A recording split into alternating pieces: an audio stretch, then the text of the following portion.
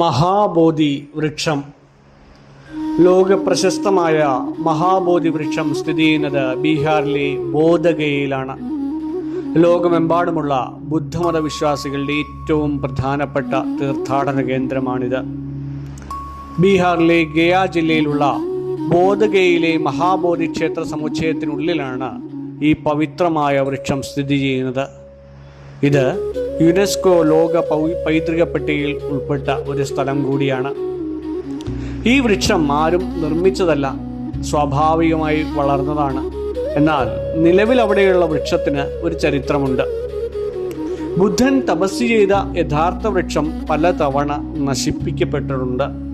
BC 3-ാം നൂറ്റാണ്ടിൽ അശോക ചക്രവർത്തിയുടെ മകൾ സംഘമിത്ര യഥാർത്ഥ വൃക്ഷത്തിന്റെ ഒരു ശാഖ ശ്രീലങ്കയിലെ അനുരാധപുരത്ത് നട്ടുപിടിപ്പിച്ചിരുന്നതായി പറയുന്നു. പിന്നീട് ബോധഗയയിലെ വൃക്ഷം നശിച്ചു പോയപ്പോൾ ശ്രീലങ്കയിലെ ആ വൃക്ഷത്തിൽ നിന്നുള്ള ഒരു തൈ കൊണ്ടുവന്ന് 1881 ബ്രിട്ടീഷ് പുരാവസ്തു ഗവേഷകനായ അലക്സാണ്ടർ കണ്ണിങ്ഹാം ആണ് ഇപ്പോൾ കാണുന്ന വൃക്ഷം ഇവിടെ നട്ടത്.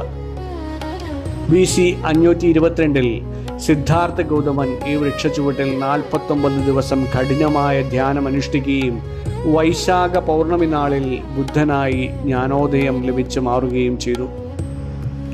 ബുദ്ധൻ ധ്യാനമിരുന്ന സ്ഥലത്ത് അശോക ചക്രവർത്തി സ്ഥാപിച്ച ഒരു കരിങ്കൽ പീഠമുണ്ട്. ഇതിനെ വജ്രാസനം എന്ന് വിളിക്കുന്നു. ഇത് പ്രപഞ്ചത്തിന്റെ കേന്ദ്രമാണ് എന്നാണ് വിശ്വാസം.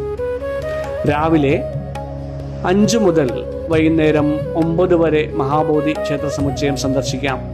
ധ്യാനിക്കാനായി എത്തുന്നവർ പുലർച്ചെ തന്നെ എത്താറുണ്ട്. പ്രത്യേക യൂണിഫോം ഇല്ലെങ്കിലും അല്ലെങ്കിൽ ഡ്രസ് കോഡ് ഒന്നും തന്നെ ഇല്ലെങ്കിലും മാന്യമായ വസ്ത്രങ്ങൾ ധരിക്കുവാൻ എല്ലാവരും ശ്രദ്ധിക്കണം. തോളും മുട്ടും മറയുന്ന രീതിയിലുള്ള വസ്ത്രങ്ങളാണ് ഏറ്റവും അഭികാമ്യമായിട്ടുള്ളത്. ക്ഷേത്രത്തിൻ്റെ ഉള്ളിലേക്ക് മൊബൈൽ ഫോണുകൾ അനുവദിക്കില്ല. ക്യാമറകൾക്ക് പ്രത്യേക ഫീസ് അടച്ച് പ്രവേശനം ലഭിക്കുന്നതുമാണ്.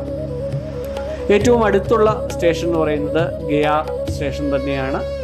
ഗയ അന്താരാഷ്ട്ര വിമാനത്താവളം ക്ഷേത്രത്തിൽ നിന്ന് ഏകദേശം 5 കിലോമീറ്റർ മാത്രം അകലെയാണ്.